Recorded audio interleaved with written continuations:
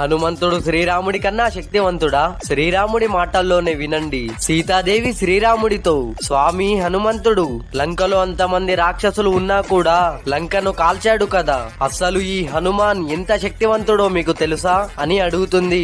అప్పుడు శ్రీరాముడు చిన్నగా నవ్వి ఇలా అంటాడు, 1000 ఏనుగులు, దేవతల రాజు అయిన ఇంద్రుడు, పంచభూతాలు, శివుడి 11 రుద్రులు, విష్ణుమూర్తి అన్ని అవతారాలు, బ్రహ్మదేవుడి శక్తులు, ఇంకా దేవుళ్ళు అందరూ కలిసి వచ్చినా మన హనుమంతుడి తోకను కూడా కదుపలేరు. హనుమంతుడి అష్టసిద్ధులే ఆయనకు శక్తులుగా పనిచేస్తాయి. మొదటి శక్తి పేరు హానిమ. ఈ శక్తితో హనుమంతుడు కంటికి కూడా కనిపించనంత చిన్నగా మారిపోతాడు. రెండవది మహిమ. ఈ శక్తితో హనుమంతుడు ఎంత పెద్దగా అయినా తన శరీరాన్ని మార్చుకోగలడు. మూడవది గరిమ. ఈ శక్తితో ఆయన శరీరాన్ని ఎవ్వరు ఎత్తలేనంత భారీగా మార్చుకోగలడు. నాలుగవది లగిమ. ఈ శక్తితో వెలుగు కన్నా వేగంగా హనుమంతుడు ప్రయాణించగలడు. ఐదోది పాపి. ఈ శక్తితో హనుమంతుడు తలుచుకుంటే ఈ ముల్లోకాల్లో ఎక్కడికైనా వెళ్ళగలడు. ఆరోది ప్రాకమ్య. ఈ శక్తితో హనుమంతుడు అనుకున్న కోరికను నెరవేర్చుకోగలడు. ఏడవది వసిత్వ. ఈ శక్తితో దేనినైనా సరే హనుమంతుడు తన వశం చేసుకోగలడు. ఎనిమిదవది ఇష్టువ.